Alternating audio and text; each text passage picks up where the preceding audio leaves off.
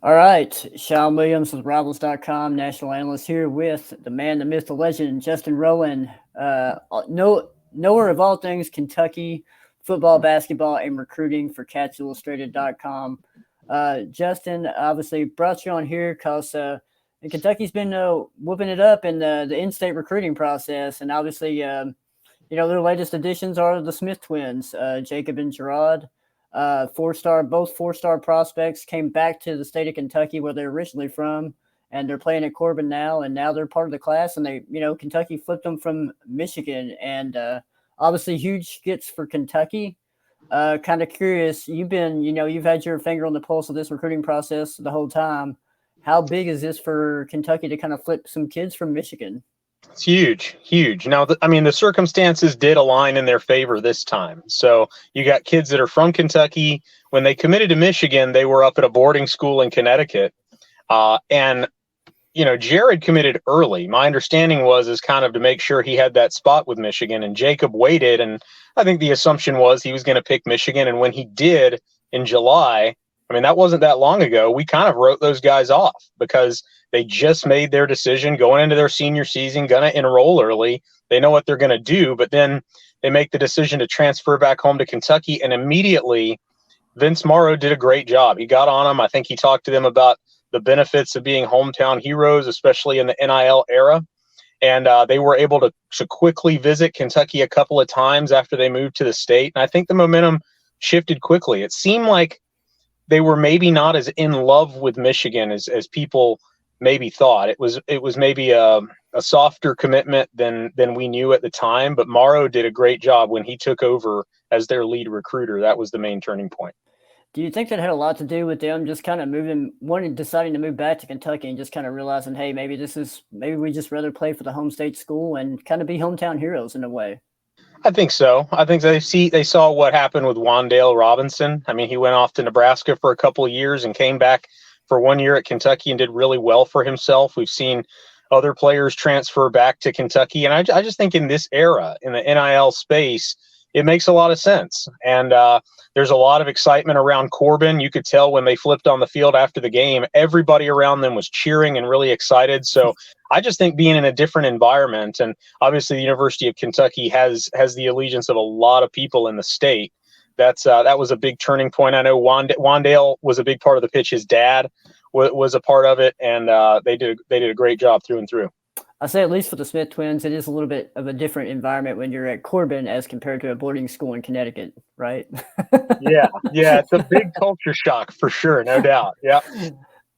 Kentucky's actually recruiting a lot of kids up in the Northeast now, which is really surprising to see because both their coordinators, Liam Cohen and Brad White, are East Coast guys. But it's definitely been interesting to see them break into some new territory. Corbin's a little different. Yeah, and this is like a decision you kind of knew it was coming for a long time. You just didn't know when it was going to happen. And then, it was kind of a real big party up in Corbin because they had that big game against Frederick Douglass. They won. That's right.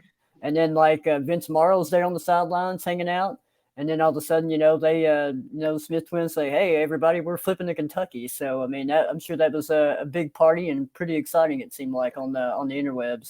Tough timing for Steve Clinkscale at Michigan because his son played in the game. So he was there, but to be there and to be as the recruiter for these guys as they're going on the field and flipping their commitment, that's tough timing. I'm sure Vince is gonna have a little smack talk to say to Clink about that. I know that they're pretty close and they go way back.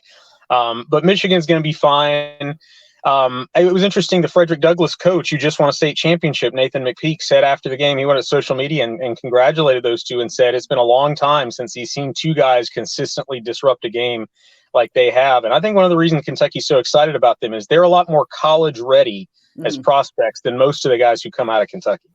Yeah, I know they've done a really good job, and their team's off to an undefeated start right now. So they've been doing a really good job too. So big get for Kentucky, and kind of going off the Smith twins, which obviously is huge, and why we're here to talk about it. But obviously Kentucky's doing a really great job in-state recruiting. Otherwise, they've got the top 5 guys in-state according to our rankings. They got 6 players overall. So just kind of break that down, Justin. What are your thoughts on how Kentucky's recruiting the in-state class right now? Doing a great job. They went through a couple of years of a really dry period in 2018 and 2019 when John Schlarman was recruiting the state, and he was battling cancer. This is before he tragically passed away. And then Morrow came in, and he was in Ohio. He's done a great job in Kentucky. They immediately started getting guys, J.J. Weaver, you can just go down the list. Now, it's the first time in the Rivals era. I went all the way back, 2002 or so, and I haven't seen the top 5 players in the state committed to Kentucky. Usually Notre Dame sweeps in for a kid, or Alabama identifies Damian Harris or Jedrick Wills. But I think it's a sign that for the first time, kids in Kentucky don't view the Kentucky football program as inferior in the overall landscape of college football. They don't feel like they have to go outside of the state. I mean, they're gonna see Kentucky play Alabama, Tennessee, Florida at Kroger Field this fall, and there's a team that goes to bowl games just about every season, so they're riding that to good effect. Cutter Boley, big time quarterback pickup. Abba Selm had a chance to go to Florida. Florida wanted him on an official visit, and Kentucky talked him out of that. I really like the class from top to bottom. They still need more offensive line help, I think, but that's really the only area that they're deficient in this class. Yeah, I'll talk about, you mentioned Cutter Boley. Obviously, that was big news for Kentucky back in the summer whenever he committed. He's now in the 24 class. Originally was in the 25. Now he's going to be an early enrollee. How much buzz is surrounding Boley so far this year? Obviously, he's played well. His team's, I think they're 3-1 on the season. So what's the buzz like with Boley right now? He's had a couple of games that I think he could have played better in recently, but he's still young. He reclassified. He was going to be, maybe it was originally his class, but he's back on a pace where he's not, so young for his grade. He hasn't been in a pass-happy offense for that long. He struggled with interceptions last year and the start of this year, but he has some really good qualities. I think his footwork and his mechanics are really good for a quarterback his size. I think he's got a good blend of competitiveness, but also approachableness, the kind of guy that other offensive players would want to be around, want to rally around. He's tied in with a lot of MPA guys, and I really like how he keeps plays alive. That's something we've seen from Devin Leary this year. It's been a long time since a Kentucky quarterback keeps plays, keeps those eligible receivers alive downfield, and we've seen some clips of Boley doing that really well. So I'm not expecting him to come in and set the world on fire as a true freshman. He said he would be okay if Kentucky brought another portal quarterback in after Leary this year, but he's definitely the guy that they want to be the guy for the future.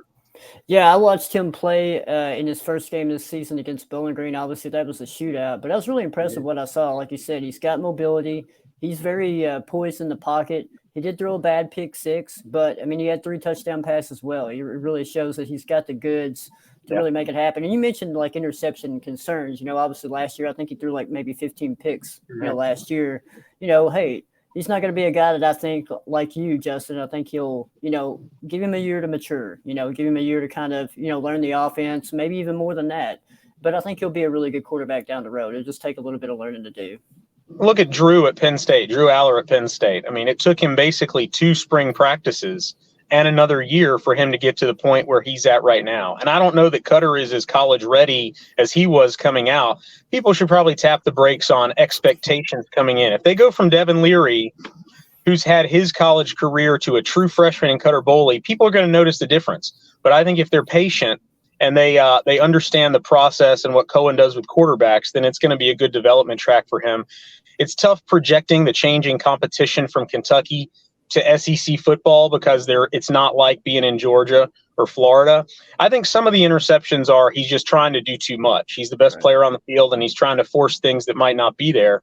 But yeah, I'm not overly concerned about it, and he's certainly one of the best talents they will have signed at quarterback when the time comes. Yeah. Well, sounds good, Justin, man. Appreciate you hopping on, talking about the recent Twins flipping from Michigan to Kentucky and Kentucky in-state recruiting overall. The Wildcats are doing a really good job in this 2024 recruiting cycle. Thanks a lot, man. Thanks, Sean.